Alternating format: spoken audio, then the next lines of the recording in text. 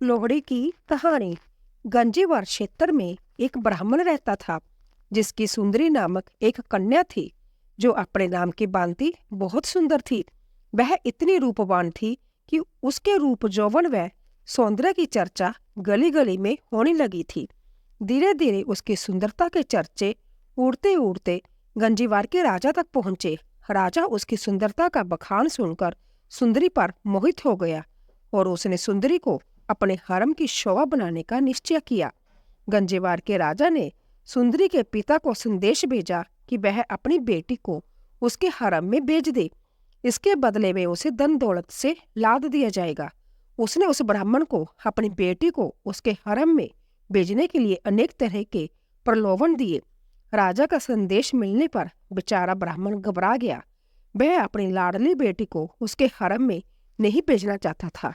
जब उसे कुछ नहीं सूझा तो उसे जंगल में रहने वाले राजपूत योद्धा दुल्ला भट्टी का ख्याल आया, जो एक कुख्यात डाकू बन चुका था, लेकिन गरीबों व शोषितों की मदद करने के कारण लोगों के दिलों में उसके प्रति अपार श्रद्धा थी।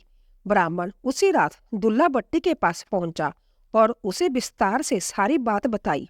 दुल्ला भट्टी ने ब्राह्मण की व्यथा सुन उसे सांत्वना दी और रात को खुद एक सुजोग्य ब्राह्मण लड़के की खोज में निकल पड़ा। दुल्ला भट्टी ने उसी रात एक जोग्य ब्राह्मण लड़के को तलाश कर सुंदरी को अपनी ही बेटी मानकर अग्नि को साक्षी मानते हुए उसका कन्यादान अपने हाथों से किया और ब्राह्मण युवक के साथ सुंदरी का रात में ही विवाह कर दिया।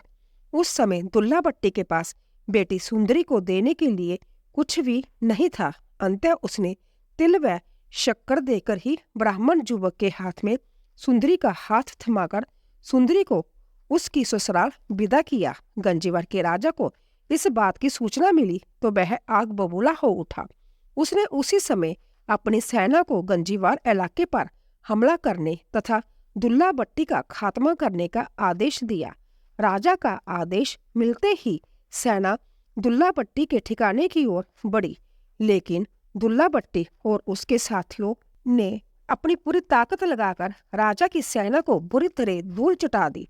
दुल्ला भट्टी के हाथों शाही सेना की करारी शिकस्त होने की खुशी में गंजीवार में लोगों ने अलाव जलाए और दुल्ला भट्टी की प्रशंसा में गीत गाकर भंगड़ा डाला। कहा जाता है कि तभी से लोहड़ी के अवसर पर गाए जाने वाले गीतों में सुंदरी और दुल्ला भट्टी को विशेष तौर पर याद किया जाने लगा। लोहड़ी के मौके पर यह गीत आज भी जब वातावरण में गूंजता है तो दुल्ला भट्टी के प्रति लोगों की अपार श्रद्धा का आवाज सबतः ही हो जाता है।